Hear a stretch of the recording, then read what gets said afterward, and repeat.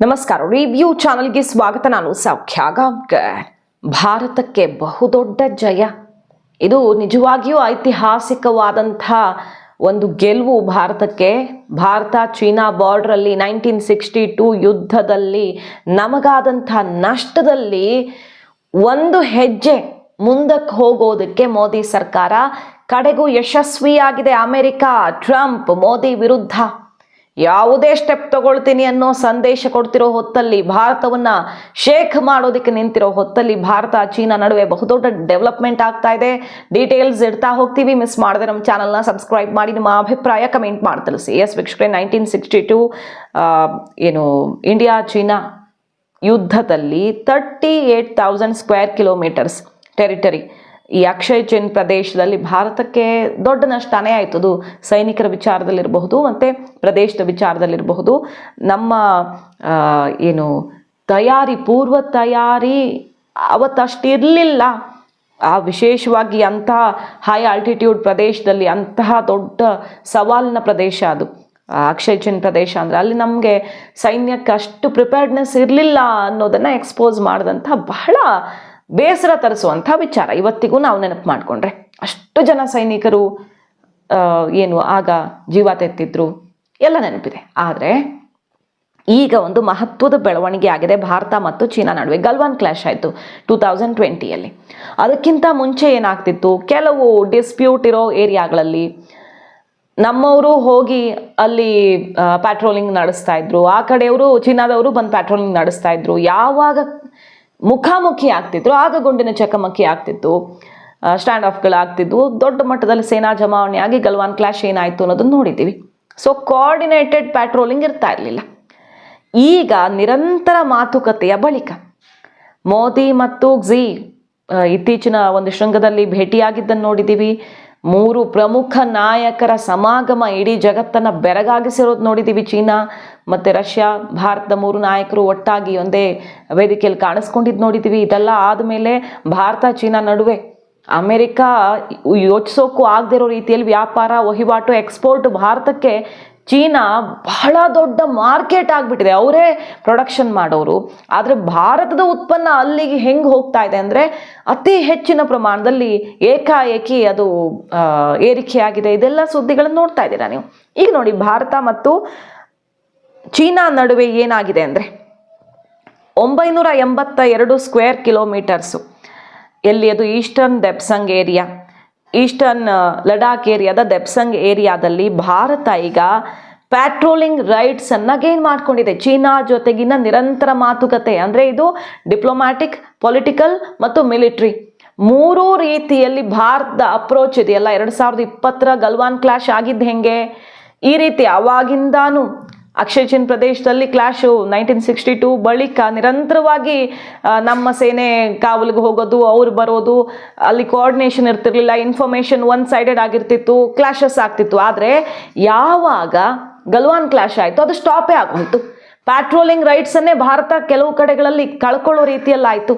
ಆದರೆ ಅದಾದ ನಂತರ ನಿರಂತರವಾಗಿ 3-4 ವರ್ಷಗಳ ಪ್ರಯತ್ನ ನರೇಂದ್ರ ಮೋದಿ ಸರ್ಕಾರದಿಂದ ಕ್ಸಿ ಸರ್ಕಾರಕ್ಕೆ ಯಾವ ರೀತಿ ಮನವರಿಕೆ ಮಾಡಿಕೊಡೋ ಪ್ರಯತ್ನ ಆಯಿತು, ಮತ್ತು ಅವರ ಡಿಮ್ಯಾಂಡ್ಸು, ಅವ್ರ ಕಡೆಯಿಂದ ಪ್ರತಿರೋಧ, ಒತ್ತಡ, ಇದೆಲ್ಲದರ ನಡುವೆಯೂ ರಾಜತಾಂತ್ರಿಕವಾಗಿ ಮತ್ತು ಮಿಲಿಟರಿ ಎಲ್ಲ ಬಗೆಯಲ್ಲೂ ನಮ್ಮ ಅಪ್ರೋಚು ಈಗ ಯಶಸ್ವಿಯಾಗಿ ನೋಡಿ 982 ಕಿಲೋಮೀಟರ್ಸ್, ಹತ್ತತ್ರ 1000 ಕಿಲೋಮೀಟರ್ಸು. ಯಾಕೆಂದರೆ ಅಲ್ಲಿ 982 ಮತ್ತು 56 square kilometres Demchok area, eastern ಲಡಾಖ್ನ ದೆಪ್ಸಾಂಗ್ ಏರಿಯಾ ಮತ್ತು Demchok area. Overall 1000 square kilometres ಟೆರಿಟರಿಯಲ್ಲಿ ಭಾರತ ಈಗ ಪ್ಯಾಟ್ರೋಲಿಂಗ್ ರೈಟ್ಸನ್ನು ಪಡ್ಕೊಂಡಿರೋದು. ಸೊ ಎಷ್ಟೋ ದಶಕಗಳ ಈ ಕ್ಲಾಶ್ಗೆ ಈ ಪ್ರದೇಶದಲ್ಲಿ ಕೊನೆ ಬಿದ್ದಂತಾಗಿದೆ. ಯಾಕಂದರೆ ಕೋಆರ್ಡಿನೇಟೆಡ್ ಪ್ಯಾಟ್ರೋಲಿಂಗ್ ಅಂದ್ರೆ ಏನು, ಅವ್ರು ಬರೋದಾದ್ರೆ ನಮ್ಗೆ ಇನ್ಫಾರ್ಮ್ ಮಾಡ್ತಾರೆ, ನಾವು ಹೋಗೋದಾದ್ರೆ ಅವ್ರಿಗೆ ಇನ್ಫಾರ್ಮ್ ಮಾಡಬೇಕು. ಸೊ ಕೋಆರ್ಡಿನೇಷನ್ ಇರುತ್ತೆ, ಕ್ಲಾಶಸ್ ಆಗಲ್ಲ. ಇವ್ರು ಹೋದಾಗ ಅವ್ರು ಬರಲ್ಲ, ಸೊ ಅಲ್ಲಿ ಸ್ಟ್ಯಾಂಡ್ ಆಫ್ಗಳು ಆಗಲ್ಲ. ಈ ರೀತಿಯಲ್ಲಿ ಒಂದು ಮಹತ್ವದ ಬೆಳವಣಿಗೆ ಆಗಿದೆ ಭಾರತ ಮತ್ತು ಚೀನಾದ ನಡುವೆ. ಇದು ಯಾರೂ ಕೂಡ ಈ ಸಮಯದಲ್ಲಿ ಇಂಥದ್ದೊಂದು ಬೆಳವಣಿಗೆ ಆಗತ್ತೆ ಅಂತ ಅಂದ್ಕೊಂಡಿರ್ಲಿಲ್ಲ. ಯಾಕಂದ್ರೆ ಭಾರತ ಚೀನಾ ಎದುರಾಳಿಗಳು ಅಂತಾನೆ ಜಗತ್ ನೋಡ್ತಾ ಇದ್ದಿದ್ದು. ಭಾರತ ಚೀನಾ ನಡುವೆ ಇಂಥ ಒಂದು ಸಮನ್ವಯ ಸಾಧ್ಯವೇ ಇಲ್ಲ ಅಂತ ಅಂದುಕೊಂಡಿದ್ದು. ಯಾಕಂದ್ರೆ ಭಾರತ ಈಗ ಚೀನಾಗ ಸೆಡ್ಡು ಹೊಡಿಬೇಕು ಅಂತಾನೆ ಅಲ್ವಾ ಅದೇ ವೇಗದಲ್ಲಿ ವರ್ಡ್ಸ್ ಫ್ಯಾಕ್ಟ್ರಿ ಅನ್ಸ್ಕೊಂಡಿರೋ ಚೀನಾವನ್ನ ಹಿಂದಿಕ್ಕೋ ಅದೇ ಮಾಡೆಲ್ ಅನ್ನ ಫಾಲೋ ಮಾಡ್ಕೊಂಡು ಭಾರತ ಕೂಡ ಮುಂದುಕ್ತಾ ಇದೆ. ಭಾರತ ಯಾವತ್ತಿದ್ರೂ ಚೀನಾವನ್ನ ಹಿಂದಿಕ್ಕತ್ತೆ. ಈ ಕ್ಷಣಕ್ಕದು ಅಚ್ಚರಿ ಅನ್ಸಿದ್ರೂ ಕೂಡ ಸಾಧ್ಯ, ಇದು ಕಷ್ಟ ಸಾಧ್ಯ ಈಗ ಈ ಕ್ಷಣಕ್ಕೆ, ಆದ್ರೆ ಅದು ಸಾಧ್ಯ. ಆದರೆ ಅಂತಹ ಚೀನಾ ಮತ್ತು ಭಾರತ ನಡುವೆ ಏಕಾಏಕಿ ಈ ರೀತಿಯ ಬೆಳವಣಿಗೆ ಆಗತ್ತೆ ಅಂದರೆ ಅದು ಅರಗಿಸ್ಕೊಳ್ಳಲಾರದಂಥ ವಿಚಾರ ಬಹಳಷ್ಟು ರಾಷ್ಟ್ರಗಳಿಗೆ, ವಿಶೇಷವಾಗಿ ಅಮೆರಿಕಾಗೆ. ನೋಡಿ, ಭಾರತ ಆ ಪ್ರದೇಶದಲ್ಲಿ ಏನೇನು ಮಾಡಿದೆ, ಇದು ಸುಮ್ಮನೆ ಸಾಧ್ಯವಾಗಿದ್ದಲ್ಲ. 31 ಬ್ರಿಡ್ಜಸ್ ಮತ್ತೆ ಸಿಯಾಚಿನ್ ಏರಿಯಾದಲ್ಲಿ, ಜಸ್ಟ್ ಇಮ್ಯಾಜಿನ್, ಸಿಯಾಚಿನ್ ಏರಿಯಾದಲ್ಲಿ ಮೊಬೈಲ್ ಕನೆಕ್ಟಿವಿಟಿ ರೀಚ್ ಆಗಿದೆ ಅಂದರೆ ಇದು ಬಹಳಷ್ಟು ಜನಕ್ಕೆ ಊಹೆ ಮಾಡ್ಕೊಳ್ಳೋಕೆ ಕಷ್ಟ ಆಗಿರುವಂತಹ ವಿಚಾರ. ಮತ್ತೆ ಅಲ್ಲಿ ಈಸ್ಟರ್ನ್ ಲಡಾಖಲ್ಲಿ ಇನ್ಫ್ರಾಸ್ಟ್ರಕ್ಚರ್ ಪುಷ್ ಹೆಂಗಾಗಿದೆ ಭಾರತ ಸರ್ಕಾರದಿಂದ ಅಂದರೆ ಯಾವತ್ತಿಗೂ ಕೂಡ ಅಭಿವೃದ್ಧಿಯ ಮೂಲಕವೇ ಗಡಿ ಪ್ರದೇಶವನ್ನ ಗೆಲ್ಲೋದಕ್ಕೆ ಅವಕಾಶ ಅನ್ನೋದನ್ನ ಜೈಶಂಕರ್ ಅವರು ಬಹಳಷ್ಟು ಸಲ ಹೇಳ್ತಿದ್ರು. ಮುಂಚೆ ಎಲ್ಲ ಅಲ್ಲಿ ದುರ್ಗಮವಾಗಿದ್ರೆ ನಮಗೆ ಈಸಿ, ಯಾರು ಬರೋಕ್ಕಾಗಲ್ಲ ಶತ್ರುಗಳು ಅಂತ ಮೂಢನಂಬಿಕೆ, ಮೂರ್ಖತನದ ಒಂದು ನಂಬಿಕೆ ಇತ್ತು. ಬಟ್ ಈಗ ನಾವು ಡೆವಲಪ್ಮೆಂಟ್ಗಳ ಮೂಲಕ, ಕನೆಕ್ಟಿವಿಟಿ ಮೂಲಕ, ರಸ್ತೆ ಸೇತುವೆಗಳ ಮೂಲಕ ಗೆಲ್ತಾ ಇದ್ದೀವಿ ಅಂತ ಏನು ಹೇಳಿದ್ರು, ಅದೇ ರೀತಿಯಲ್ಲಿ ಅಲ್ಲಿ 45 ಬ್ರಿಡ್ಜಸ್ 3 years ಅಲ್ಲಿ ಆಲ್ರೆಡಿ ವರ್ಕಿಂಗ್ ಇದೆ. 600 kilometers ರೋಡ್ಸ್ ಆಪರೇಷನ್ಗೆ ಲಭ್ಯ ಇದೆ. ಈ ರೀತಿ ಅಭಿವೃದ್ಧಿ ಜೊತೆಗೆ ಚೀನಾ ಜೊತೆಗಿನ ಮಾತುಕತೆ ಇದೆಯಲ್ಲ ಅದು ಫಲಪ್ರದವಾಗಿದೆ. ಭಾರತ ನಿರಂತರವಾಗಿ ಹೇಳ್ಕೊಂಡೇ ಬಂದಿತ್ತು. 1963 ಆದಂಥ ಅಂದರೆ 62 ಬಳಿಕ ಆದಂಥ ಮಾತುಕತೆ ಒಪ್ಪಂದ ಅದು ಇಲ್ಲೀಗಲ್, ಅದಕ್ಕೆ ಖಂಡಿತ ಬೆಲೆ ಇಲ್ಲ ಅಂತ ಭಾರತದ ಆರ್ಮಿ ಮುಖ್ಯಸ್ಥರು ಈಗಲೂ ಹೇಳ್ತಾ ಇದ್ದಾರೆ. 1963 ಆದಂಥ ಒಪ್ಪಂದ, ಪಾಕಿಸ್ತಾನದ ಎಂಟ್ರಿ, ಇದೆಲ್ಲ ಖಂಡಿತ ನಾವು ಈಗಲೂ ಅಕ್ಸೆಪ್ಟ್ ಮಾಡ್ಕೊಳ್ಳಲ್ಲ. ಚೀನಾ ಕೆಲವು ಪ್ರದೇಶದಲ್ಲಿ ತನ್ನ ರೈಟ್ಸನ್ನು ಈಗಲೂ ಕ್ಲೇಮ್ ಮಾಡ್ತಿದೆ. ಅವ್ರು ಏನು ಬಲನೇ ಬಿಚ್ಚಲ್ಲ, ಭಯಂಕರ ಅವರೇನು ಸನ್ಯಾಸತ್ವ ತಗೊಂಡ್ಬಿಟ್ಟಿದ್ದಾರೆ ಅಂತಲ್ಲ. ಆದರೆ ಭಾರತ ಚೀನಾದ ಜೊತೆಗೆ ತಾನು ಅಂದುಕೊಂಡಿದ್ದನ್ನು ಸಾಧಿಸುವಲ್ಲಿ ಖಂಡಿತವಾಗಿಯೂ ಮೊದಲ ಹಂತದ ಜಯವನ್ನು ಸಾಧಿಸಿದೆ. 1000 square kilometers ಅಲ್ಲಿ ಪ್ಯಾಟ್ರೋಲಿಂಗ್ ರೈಟ್ಸ್ ತಗೊಳ್ಳೋದು ಅಂದರೆ ಸಣ್ಣ ವಿಷಯ ಅಲ್ಲ. ಕಾಂಗ್ರೆಸ್ ಎಷ್ಟು ಸಲ ಮೋದಿ ಸರ್ಕಾರದ ವಿರುದ್ಧ ಗುಡುಗಿದೆ ನಾವು ಗಮನಿಸಿದ್ವಿ. ಚೀನಾ ಬಂದು ಅತಿಕ್ರಮಣ ಮಾಡ್ಕೊಂಡಿದೆ, ಅದನ್ನು ನಮ್ಮ ಭೂಭಾಗವನ್ನು ಕಬಳಿಸಿದೆ, ಆದರೂ ಮೋದಿ ಏನೂ ಮಾತಾಡ್ತಿಲ್ಲ ಅಂತೆಲ್ಲ ಬಹಳಷ್ಟು ಬಾರಿ ಹೇಳಿದ್ರು. ಈ ಬೆಳವಣಿಗೆ ಕೂಡ ಬಹುಶಃ ಇವತ್ತು ಎಲ್ಲರೂ ಮಾತಾಡಲೇಬೇಕಾಗತ್ತೆ. ಪ್ರತಿಪಕ್ಷದವರು ಇನ್ನೊಬ್ರು ಅಂತಲ್ಲ, ಇದು ನಮ್ಮ ದೇಶದ ವಿಷಯ ಆಗಿರೋದ್ರಿಂದ ಎಲ್ಲರೂ ಮಾತಾಡಲೇಬೇಕಾಗತ್ತೆ. ಚೀನಾ ತನ್ನ ಪ್ರಯತ್ನ ತಾನು ಮಾಡ್ತಿರತ್ತೆ.